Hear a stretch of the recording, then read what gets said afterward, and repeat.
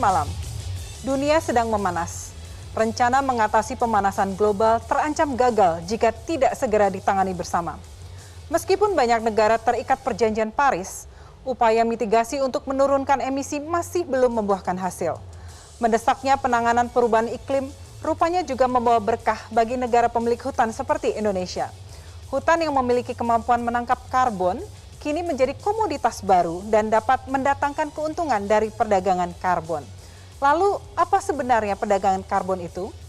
Topik itulah yang akan kita bahas malam ini bersama saya, Frederika Widiasari Dewi. Inilah Economic Challenges dalam episode Misi Jual Beli Emisi.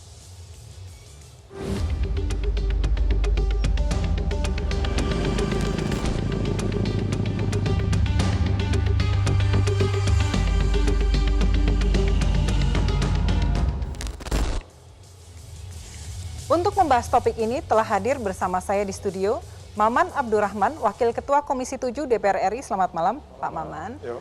Dan juga Peter Frans Gonta, Pengusaha Nasional. Selamat malam, Pak Peter. Malam.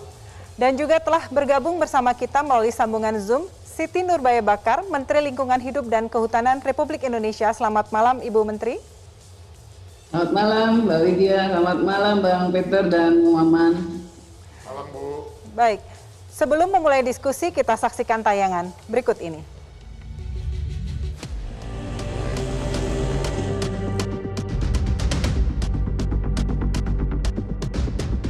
Perserikatan Bangsa-Bangsa atau PBB mengkritik penanganan emisi di negara-negara besar dunia.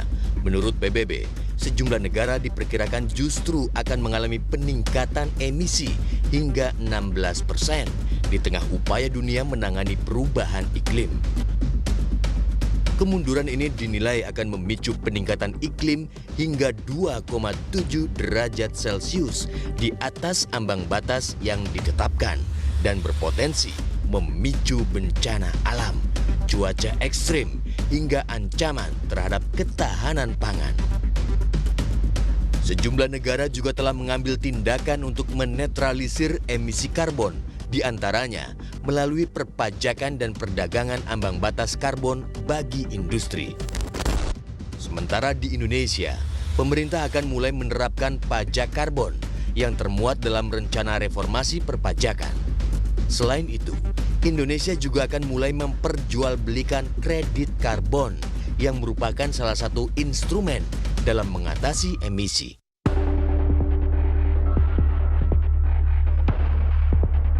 Dengan luasnya hutan, lahan gambut dan mangrove yang dimiliki, potensi kredit karbon Indonesia merupakan salah satu yang terbesar di dunia, sehingga negara ini sering dijuluki sebagai paru-paru dunia.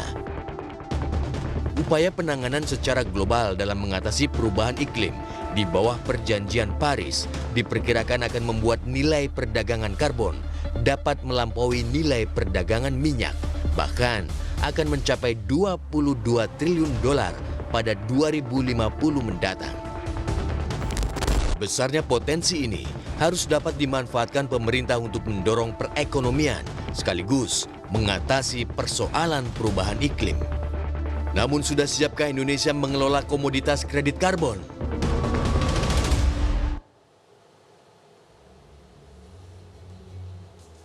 Saya ke Ibu Siti Nurbaya. Ibu, Indonesia disebut sebagai paru-paru dunia dan berperan penting dalam menjaga pemanasan global yang ada di dunia kita.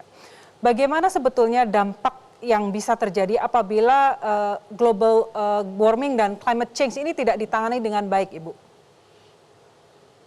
Ya, saya kira ini sudah cukup lama ya dipersoalkan mengenai dampak ya. Itu kan ya, indikator utamanya kemudian di perubahan suhu bumi dan akibatnya juga dirasakan seperti banjir, kemudian kekeringan yang luar biasa, suhu yang iklim yang ekstrim, kebakaran hutan dan sebagainya. Jadi memang yang rob lagi belum lagi banjir, kenaikan permukaan air laut, Kalau itu terjadi maka biodiversity juga ada yang hilang. Jadi sebetulnya kan ada apa ya, tanaman itu antara suhu tertinggi suhu terendah dalam satu hari itu berpengaruh. Jadi kalau itu berubah ada tanaman-tanaman yang tidak survive. Jadi bencananya cukup besar dan itu sudah kita rasakan. Saya kira sehari-hari juga kita rasakan. Kadang-kadang kita merasa loh kok ini jadi begini. Kayak sekarang aja ya. Tahun ini rata-rata musim panas kita mundur dan jangan-jangan kita nggak ketemu musim panas gitu ya, nggak ketemu panas yang panjang. Walaupun pada saat tertentu suhu itu begitu tinggi begitu, kita rasakan suhu panas banget begitu. Tapi secara umum hari panas yang panjang dalam satu bulan itu atau dalam bahasanya BMKG itu kita mengalami keterlambatan musim panas. Jadi dan kecampur-campur. Bayangin kayak di Kalimantan Tengah ya, ada banjir, tapi juga ada kebakarannya. Kalau kita lihat kebakaran sekarang ini yang intensif sedang di Kalbar dan Kalsel, ya kemudian sebelumnya di Riau dan sebagainya dan sebagainya. Jadi dampaknya itu cukup signifikan dan saya kira kita merasakan. Oleh karena itu menangani pemanasan global ini akhirnya menjadi kesepakatan dunia dan sebetulnya udah lama juga proses ini dari sebelum Paris Agreement juga sudah ada Kyoto Protocol dan sebelum Kyoto Protocol juga ada namanya iklim juga, perubahan iklim. Jadi seperti itu Mbak. Ya, oleh karena itu menjadi sangat penting. Ya. Ibu tadi berbicara tentang Paris Agreement ya Bu, beberapa negara di dunia sudah sepakat ya untuk menangani emisi karbon ini. Bagaimana sebetulnya langkah Indonesia Bu menuju pengurangan emisi karbon ini di tahun 2030? Menjadi 29% ya? Ya, pertama saya kira Indonesia ini ada ataupun tidak ada Paris Agreement itu undang-undang dasarnya sudah memberikan mandat untuk kita menjaga lingkungan yang baik. Di sisi lain itu pasal 28H, di sisi lain pasal 33 menjelaskan bahwa kita harus melakukan pengelolaan sumber daya alam secara berkelanjutan. Jadi ada atau tidak ada itu kita tetap harus lakukan dan harus berbuat. Tetapi dengan adanya Paris Agreement ataupun Kyoto Protocol sebelumnya dan sebelumnya lagi, maka kita pada bagian tujuan bernegara juga ikut melaksanakan ketertiban dunia ya. Jadi kita juga bersama-sama meratifikasi itu pada tahun 2016 Komisi 7 telah mendukung dan undang-undang ratifikasi Paris Agreement-nya udah jadi. Dan oleh karena itu kita jadi ikut, kita jadi committed dan itu binding begitu. Jadi kita merasa bahwa konvensi itu lalu akhirnya menjadi mandat. Nah, apa yang kita petik dari konvensi ini adalah pertama saya kira kita memetik pelajaran untuk kita mengambil referensi yang baik, kan saintis grupnya juga bagus, kita mengambil sistematikanya, kita mengambil juga jaringan, kita mengambil juga transfer teknologi dan lain-lain. Oleh karena itu buat Indonesia saya kira dari sisi equipment gitu kita cukup well equipped begitu ya. Dari sisi metodologi, dari sisi measurement verifying dan lain-lain, dari sistem registrinya. Kalau dari sisi administratif kita mengikuti sistematika yang dari UNFCCC. Dari sisi substansi kita punya NDC yang sudah ditetapkan. Oleh karena itu Indonesia tidak termasuk yang ketinggalan di dalam menyampaikan updated NDC-nya. Yang di 2030 kita yang dari sektor kehutanan sudah bisa sampai kepada karbon netral. Tadi di dalam film dikatakan bahwa Indonesia kaya dan sebagainya, dan itulah sebagai penyeimbang nanti kita coba jaga. Di sisi lain energi itu kita sedang dorong. Jadi nanti mungkin duluan yang sektor kehutanan sambil berjalan gitu ya paralel, mungkin di belakangnya sedikit energi juga akan bergerak. Nah ini yang sedang kita upayakan terus. Saya berterima kasih karena Dewan Energi kerja keras, Komisi 7 juga mendukung, kawan-kawan di komunitas yang berkaitan dengan energi juga saya lihat sedang kerja keras.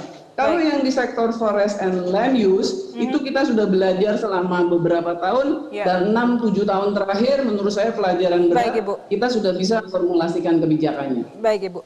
Saya ke Pak Peter. Pak Peter, salah satu upaya yang disebut dapat menekan emisi global itu ya, karbon itu adalah carbon trade, Pak Peter. Pendapat Anda seperti apa, Pak Peter? Saya rasa ini dua hal yang berbeda ya. Kalau saya bilang, satu adalah carbon trade yang kalau kita berbicara trade itu berbicara keuntungan karena ada jual beli. Tapi yang dibicarakan oleh Ibu Menteri barusan kemungkinan adalah masalah pemanasan global. Dua hal yang totally berbeda. Bahwa kita sebagai Indonesia dapat mengambil keuntungan karena kita memang sudah dikaruniai kekayaan yang sedemikian rupa. Udah minyak, gas, dan batu bara semua sudah hampir minim. Nah sekarang kita diberikan lagi kesempatan. Jadi ini masalah untuk trade, untuk menyelesaikan permasalahan dunia. Tapi yang harus kita bicarakan menurut hemat saya bukan masalah perdagangannya. Buat saya sebetulnya kita harus melihat dahulu penyebab daripada ini semua. Saya seorang nasionalis. Jadi saya ingin mengatakan bahwa Indonesia itu selalu dituduh sebagai penyebab daripada pemanasan global. Padahal bukan ya Pak ya? Padahal bukan. Pemanasan global itu terjadi di negara industri dari abad ke-15. Dari abad ke-15 sampai abad ke-21 ini terjadi pemanasan, terjadi industri atau revolusi industri yang membuat pemanasan global yang kita sekarang sebetulnya sedang mengalami akibatnya. Nah itu sebetulnya terjadi di negara industri seperti Eropa, Amerika, mungkin Jepang dan sebagainya. Jadi Indonesia perdagangan buat saya masalah lain. Gimana? Indonesia malah punya kontribusi dengan punya hutan yang luas gitu ya sebenarnya. Makanya Indonesia sekarang sebetulnya harus menebus dosa-dosa mereka. Tapi kita kan selalu narasinya kita yang salah. Betul. Nah saya rasa saya bukan karena di depan Ibu Menteri. Indonesia sudah melakukan sesuatu yang luar biasa sekarang. Luar biasa keberhasilan kita nih selama 6-7 tahun terakhir ini. Baik, saya ke Pak Maman. Pak Maman menarik sekali tadi yang disampaikan Pak Peter. Pak Peter menyampaikan bahwa sebetulnya end state-nya adalah bagaimana tentang lingkungan itu sendiri seperti yang disampaikan oleh Ibu Siti Nurbaya. Tetapi kan carbon trade ini merupakan satu mekanisme sebetulnya untuk mengatur bagaimana untuk mengurangi emisi dunia. Menurut pendapat Anda seperti apa? Ya, makasih Mbak pertanyaannya Pak Peter, dan salam hormat saya buat Bu Siti, Menteri KLH ya. Saya ingin kita menarik tadi yang disampaikan oleh Pak Peter. Saya cenderung setuju, tapi saya melihatnya dari sudut sisi yang lain. Seakan-akan bahwa hari ini kita kayak dijadikan kambing hitam dari situasi kondisi pemanasan global. Jadi kita berangkat dari itu, saya mau tegaskan terlebih dahulu, komitmen negara, dalam hal ini pemerintah Indonesia, terhadap isu penurunan gas emisi, saya pikir itu udah nggak bisa lagi diragukan. Karena apa, dari semua sisi perundang-undangan dan lain sebagainya, keberpihakan ada terhadap isu ini. Itu posisi state ya, posisi negara. Namun kan yang harus dipahami begini dulu Mbak, dan juga dari nota keuangan Pak Presiden juga dari secara politik, beliau juga sudah menargetkan untuk energi baru terbarukan itu kurang lebih nanti targetnya 23%. Per tahun ini kita sudah naik dari 11% menuju ke 13%. Artinya masih ada range kurang lebih 10% kalau kita bicara target dari pemerintah ya, menuju ke energi baru terbarukan. Namun satu hal begini, yang harus kita pahami dan sadari dulu bahwa ini tidak sesederhana seperti yang kita bayangkan. Kenapa? Karena ada isu pengamanan kepentingan internal domestik negara kita. Contoh begini. Kita setuju bahwa kita mau menuju, ini kan salah satu yang namanya carbon trade, itu kan kompensasi sebetulnya salah satu ruang ataupun alat untuk mendorong percepatan kita bergeser ke energi yang zero emission gitu ya. Namun kita harus sadar dulu bahwa batu bara kita masih banyak, gas kita masih oke, artinya masih cukup melimpah ruah. Nah, oleh karena itu harus ada satu kata yang kita sepakati, yaitu transisi. Jadi ini harus ada transisi era yang memang harus kita sepakati secara bersama-sama baik itu pemerintah, legislatif, dan juga para pelaku-pelaku bisnis. Karena pada akhirnya ini ujung muaranya juga adalah bisnis yang harus saling menopang dan saling menjaga. Di satu sisi kita memahami kepentingan global, tapi di sisi lain kita juga harus mengamankan kepentingan nasional kita seperti tadi disampaikan oleh Pak Peter, bahwa jangan juga kita seakan-akan kayak kita yang disalahkan segala macam. Karena ini ada kepentingan nasional kita. Contoh misalnya, masa iya sih kita hanya demi untuk gitu misalnya, kita menekan gas emission kita menuju ke zero emission, kita harus korbankan batu bara kita yang masih cukup banyak.